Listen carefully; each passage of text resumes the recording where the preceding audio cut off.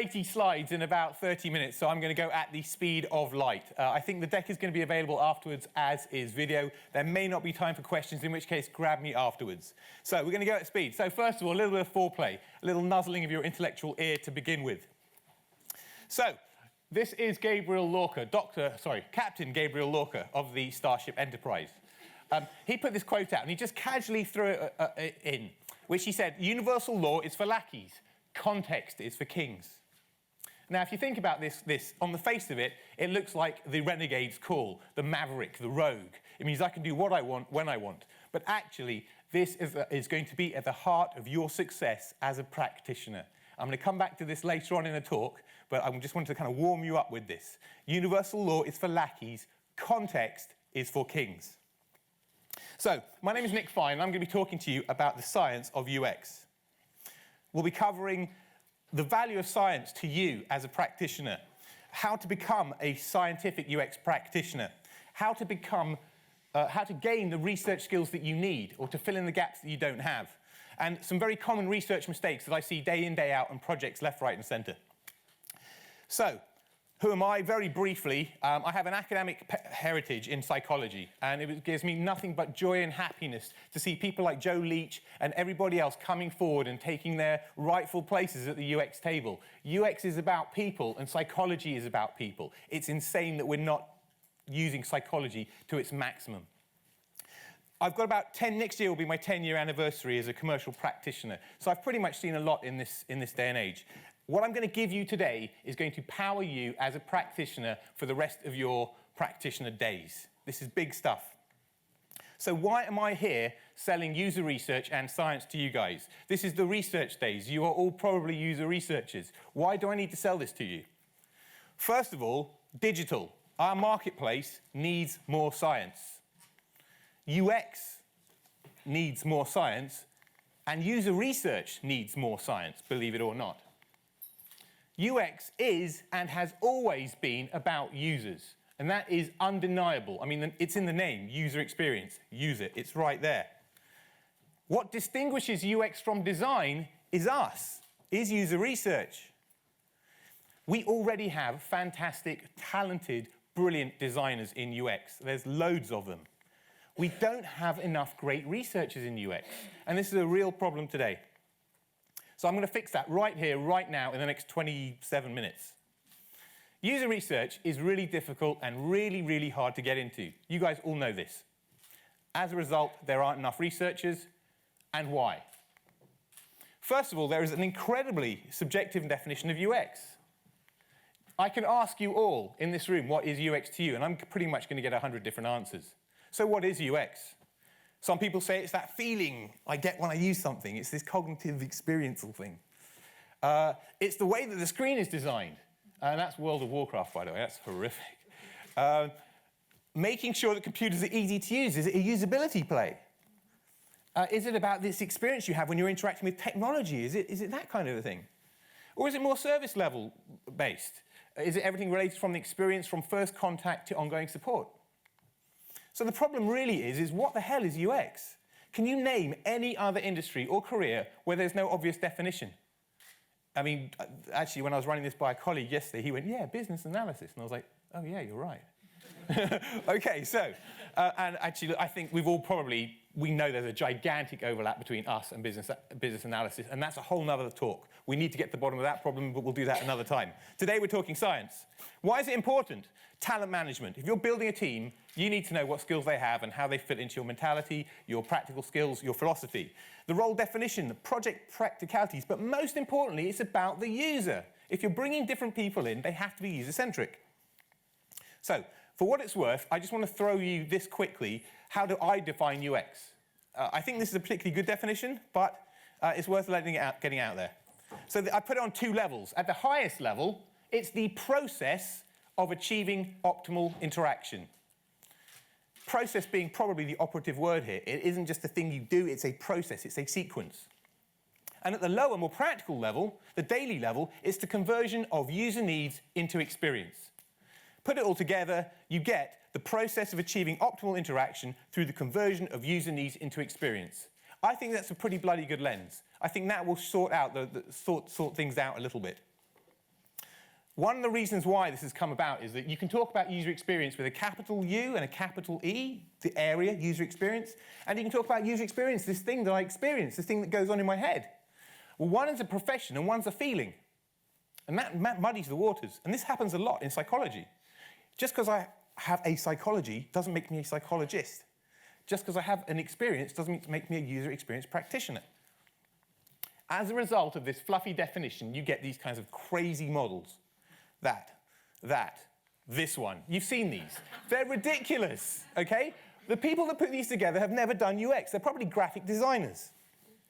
So, you've probably seen this slide at other talks that I've done. I'm going to go through it just really briefly. Up until the red line, this is where we were. We were information architects, we were consultants, we were researchers. Sometime around 2014, there was this gold rush when UX became the most popular thing in the world, and everybody wanted to do UX. So I've got Joe Cool up there, because UX became cool, and it became cash. So everybody jumped on board. And you see this massive hybridization or splitting of roles. This bore out a role which we called the Wireframe Monkey. Now, the Wireframe Monkey kind of looked like this. We drew the picture in black and white, and designers colored it in. And that's really what people thought was going on. That's what people thought UX was. And I bet you have had this. Those full-service practitioners out there, those people with design skills, you've put together a wireframe, you've handed it over to your designer, and this is what comes out. Right? And you're like, whoa, there's user needs. There's research behind that. You can't just go changing that. Well, then that happens, right? And you're like, oh my God, really? Come on, guys. Why did I do that? Sometimes that happens. And it gets really inappropriate. And believe it or not, sometimes it goes completely off the rails. And it bears no recognition to the user needs and the research that you've done. Ultimately, designers got really sick and tired of coloring in wireframes. Guess what happened? Fights broke out. They weren't physical fights, but there were some pretty heavy arguments that went on.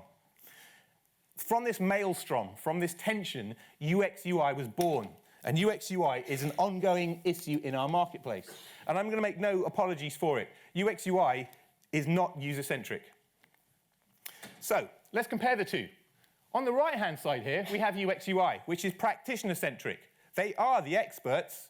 They are obsessed by tools, whether it's InVision, Marvel, Sketch, Zeppelin, you name it. They love having the coolest, latest tools. And it's a best practice-driven solution. It's about industry standards. It's about those guys did it, we're going to do it. And there's no user involvement. Whereas we, the UX practitioners, we are user-centric. We are facilitators and investigators. We're not experts. We are obsessed by human and user behavior. We are looking for an insight-driven solution, and we involve users throughout. So on the left-hand side here, the UX person, like us, we are bottom-up kind of people. We start with the audience and we go upwards. Whereas these guys are top-downers. Starts from my genius and my brilliance, which isn't so good. So ask the question, how is UX/UI any different to design? Let's just change the title up there. Oh, wow. Guess what? Nothing changes. So, how is UX/UI any different to design? It isn't. So that's a really big thing.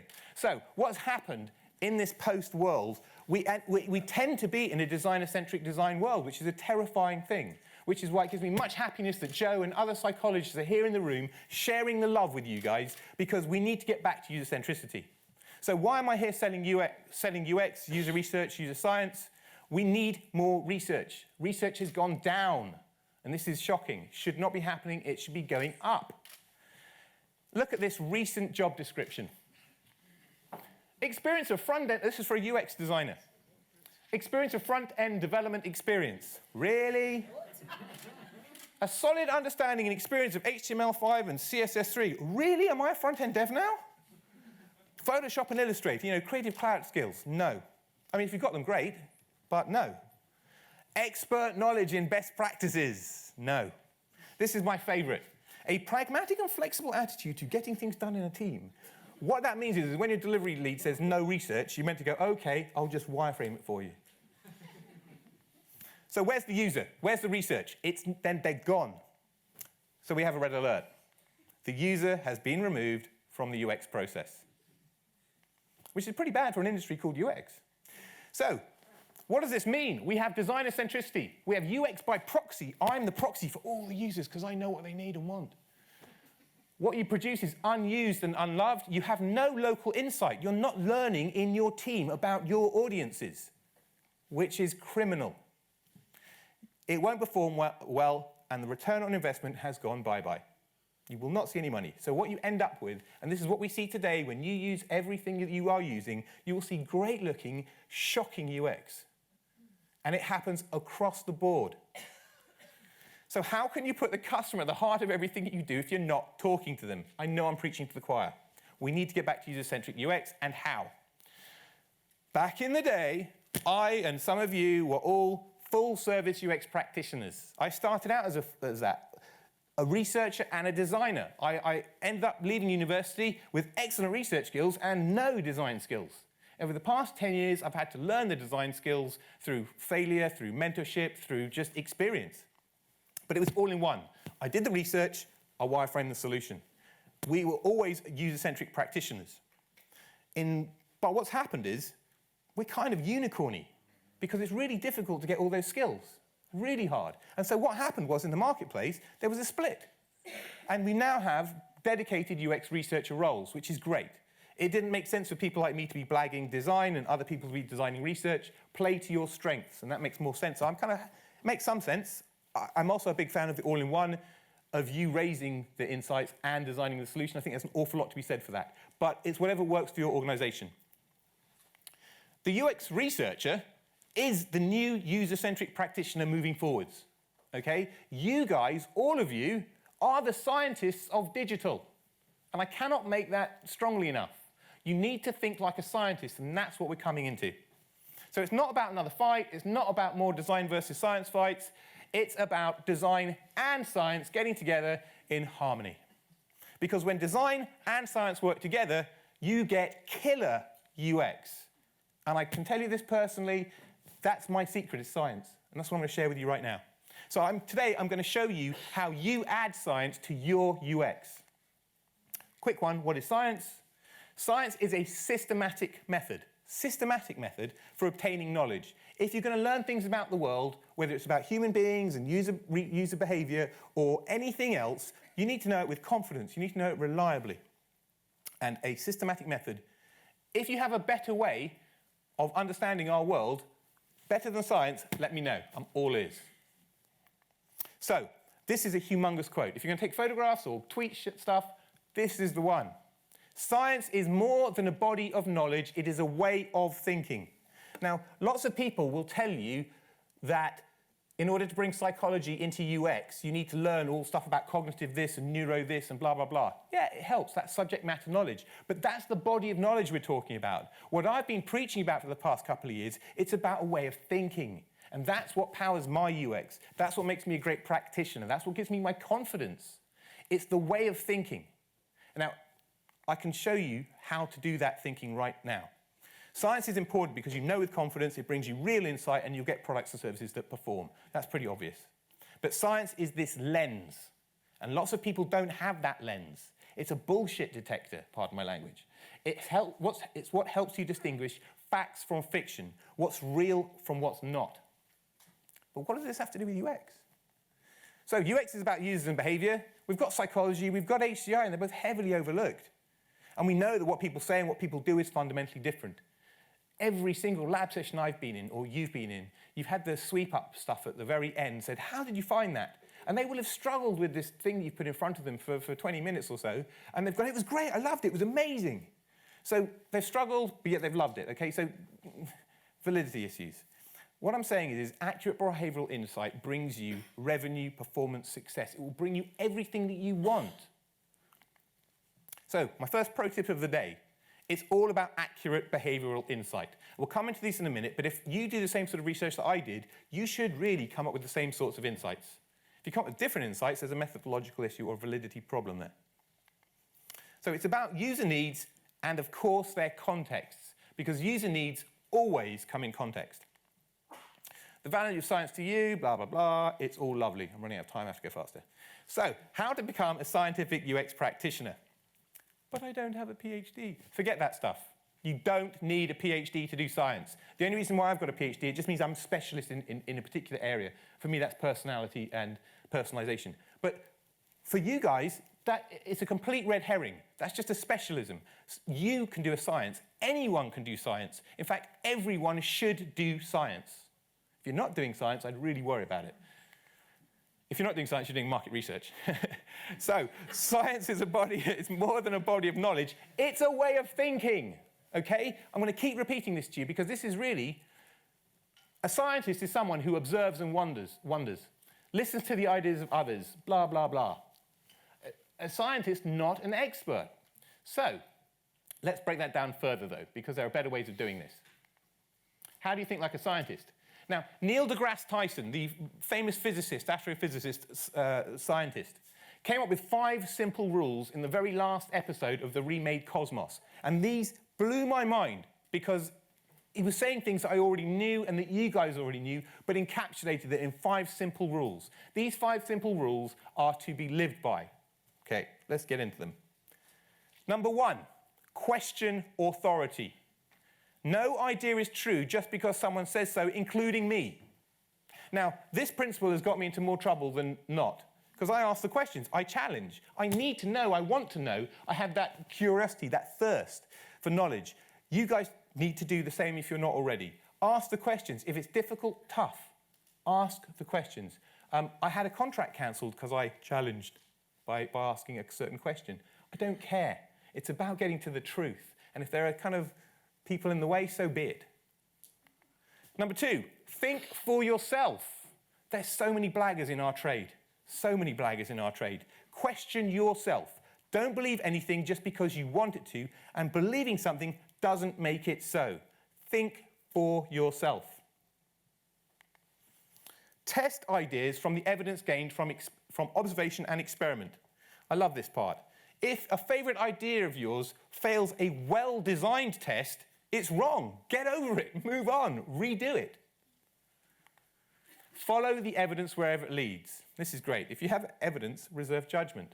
This is proof or GTFO, if you've heard of that, or proof or it didn't happen in the internet forums. Number 5, remember, you could be wrong. We're all humans. Everyone makes mistakes, okay? Famous scientists like Newton, Einstein, everybody made mistakes. We're human. Those are really, really impressive rules to live by, because science is a way to keep us from fooling ourselves and each other, okay? It's about keeping yourself honest. This is about integrity and validity. So, back to our quote again. Science is more than a body of knowledge. Science is way more than just the psychological stuff, the cognitive stuff, the neuro stuff. It's a way of thinking. Now, you've probably seen me talk about this. I end up talking about this all the time, because from my very first job in 2009, I've been saying this almost every single gig. I don't have all the answers, but I do have all the methods to get the answers, okay? That's the kind of where you want to be coming from, because nobody should expect you to be this expert in every form of psychology and every form of user behavior. That's not realistic. But if you've got the methods, you can find out anything. And that's what keeps me cool. That's what drives my success. And this is really what Gabriel Lorca was saying at the beginning. This isn't the clarion call to the rogue or the maverick that says, do what you want when you want. What he's saying, what I'm interpreting this, and the relevance for you guys, is that universal law, thinking that there are these, I almost use the word axiom, sorry, Joe. There are concepts which you can just apply to every project. It just doesn't necessarily stand true. The context is king. If you've got the ability to find things out for yourself, you will win. I always tell my mentees, there is no UX playbook, and that's exactly what this is saying. There is no, the universal law is that playbook that people want. No one's going to give it to you. It doesn't exist. Every audience is different. Every project is different, okay? As a result of that, there is no playbook.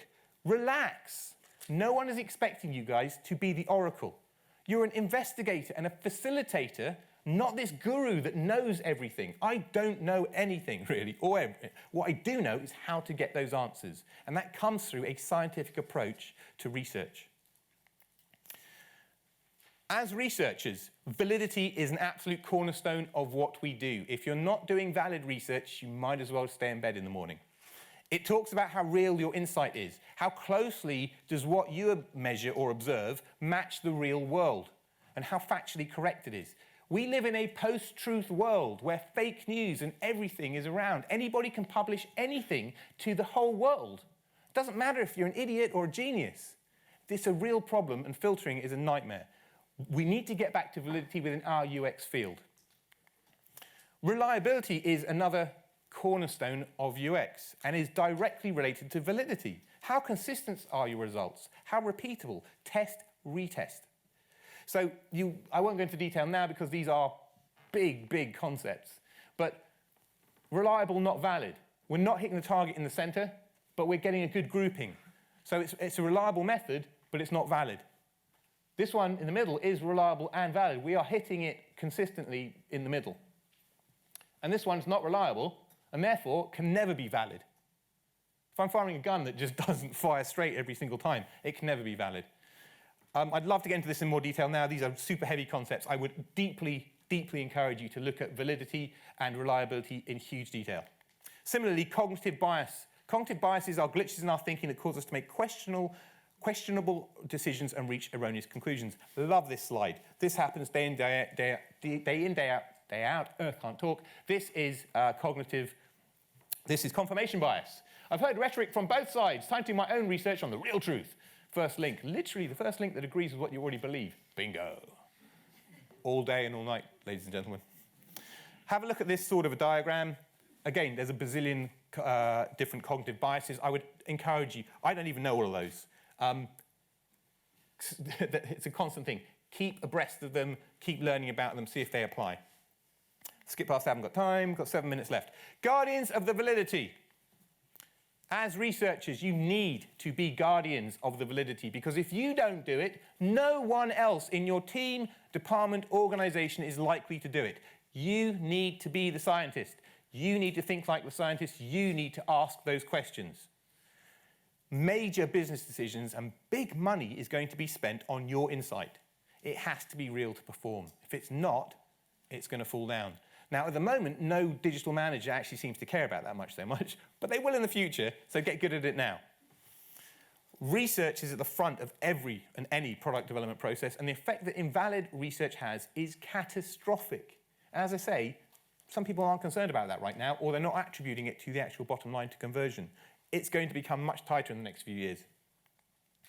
But there are different kinds of validity. Internal validity, external validity, source validity. Source validity is something I'm completely a stickler on. If somebody says something, I'm straight onto LinkedIn to look to find out how qualified are they, how experienced are they to hold that opinion. What you'll see is, do you remember I showed you those ridiculous diagrams of what UX is meant to be? That's the sort of thing. Somebody 2 years into their career who maybe has had awful mentorship or none has just thought, yeah, I know what UX is, and published it out there. And then it gets repeated and repeated and repeated until it's a thing. It's a bit like anti-vaccination or flat earth. We've got to be really careful with this stuff. So, challenge claims. Do not accept insight at face value. Always fight corporate myths and legends. Because what happens is between generations of employees, you'll tell people stuff. Oh, yeah, they told me that users love the color blue and they always buy when we put it on page. Really? Are you sure? Maybe that's true. Maybe it's not true, but don't just accept it at face value. Always strive for source validity. Sorts of questions to ask. And these are real questions that you ask daily. How do you know that?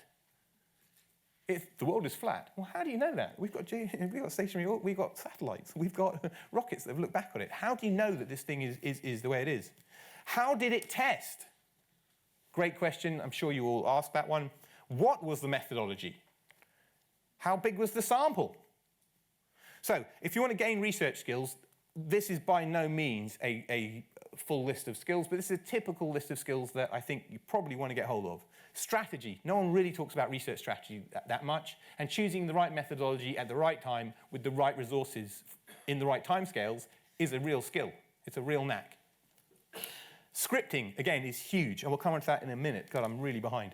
Right, so learn from psychology graduates. I'm sure there's quite a few of you in the room now, and I'm delighted to see you here. But the Bachelor of Scientists are much more value of the BA because they will have drummed into you in your first year some really heavy research methodologies. They would have made you scientists in that first year. So really important. If you're not a psychology graduate, just hook up with one. They will guide you in the right direction. And all of this is 101 to them. I'm preaching to the choir right now.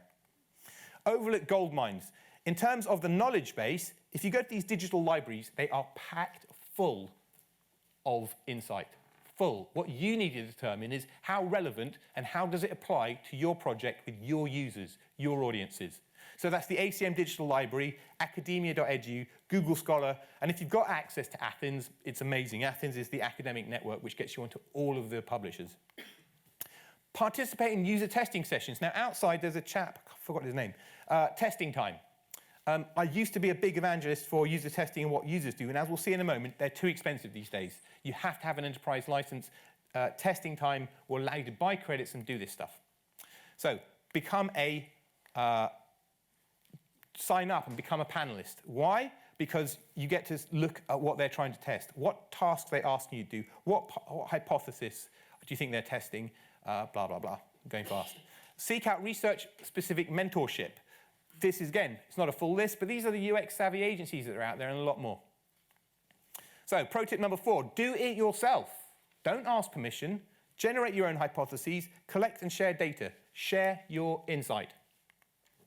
So, user research. When you say, I want to do some user research, usually you get, we don't have time for this, it'll slow us down, right? And people, boring. Right, remote user research historically has been the answer to just shut everybody up and to do the research to get the audience stuff you need. However, 2018 update, because I did this last year as a workshop, it ain't cheap anymore.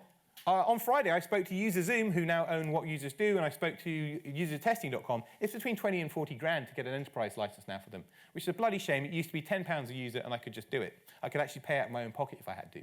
That's gone. But testing time outside, you can buy credits. I'm going to be evangelizing those, holding them up. It's incredibly important for you as researchers that you have a tool that allows you to do user research quickly, because recruiting people and going to the lab is time and money.